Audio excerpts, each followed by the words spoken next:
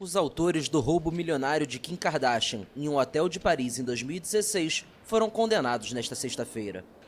Omar Ait Kedash, de 69 anos, considerado o líder do grupo, recebeu a sentença mais pesada, de 3 anos de prisão em regime fechado, além de 5 anos com sursis.